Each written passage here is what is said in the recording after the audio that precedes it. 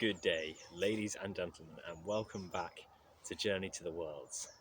You join me today for another ramble and a ramble.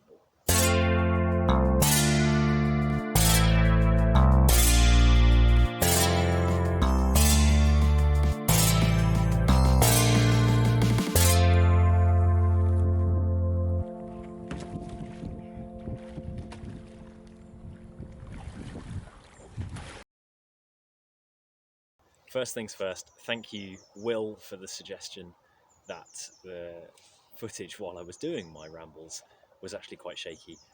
For now, until I've worked out a better solution to avoiding that shake, you're stuck in a tree and I'm just going to talk to you. Hope that's okay. Thank you so much to everyone who commented on the previous video, leaving suggestions for conversation topics.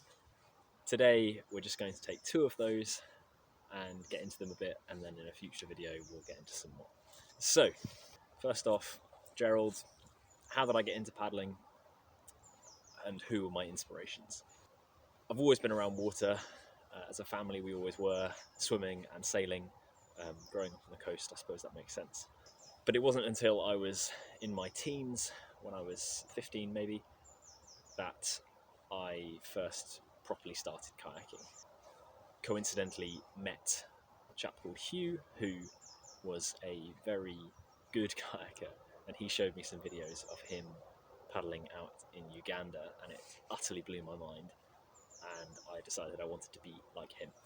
So I joined the local canoe club, Chichester Canoe Club, and was again very fortunate in the people who were there at the time, surrounded by not only older and wiser paddlers who really kindly took me under their wing, Darren and Chris and Simon and Matt Williams, people who pushed me to progress in a healthy way and taught me valuable lessons.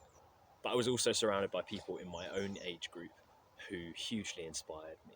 Lisa and Matt and Toby, people who I wanted to be like, who I wanted to be as good as, and who I wanted to enjoy the river as much as they did.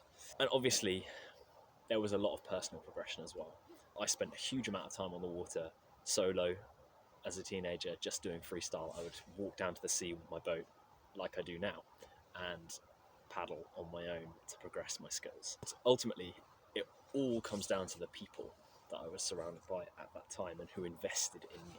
Nowadays, we are blessed with an abundance of athletes in our sport who aren't just going hard and running big waterfalls and styling difficult, consequential, complex rapids, but we're also seeing athletes who play the river creatively, and that's something that inspires me hugely.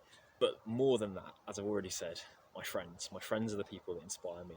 Those people who are able to switch off the must send kind of attitude or anything that's kind of ego driven and just play and just be present. And also people who love our community. I'm really blessed to have people like Jack and Tom and Del as friends, people who love this community and give back in a huge way. So that's how I got started and the people that inspired me and continue to inspire me. As to BB's question, how to progress in a club context, and specifically maybe how to progress in a club context without having to drop everything and become a dirtbag. Neither of which I have done, so I'm just giving you what I can on that. You also specifically said maybe trying to progress to be the best in your peer group. And the only thing I'd say about that is it's great to have ambition.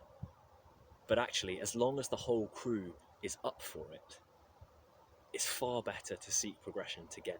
There's a common phrase which is that kayaking is an individual team sport or a team sport for individuals, any variation on that theme. And it's true.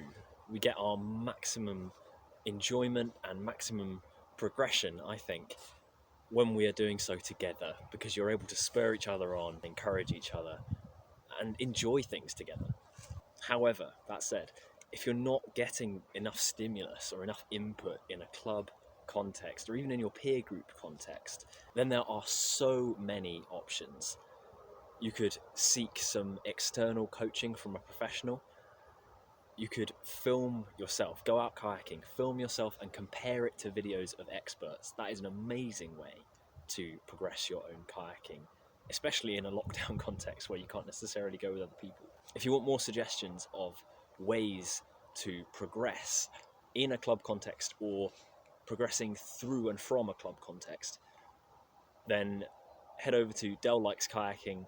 Her website is a fantastic resource and she has an article specifically about this. So go and head over there and check it out. Ultimately, the best thing that you can do is go kayaking.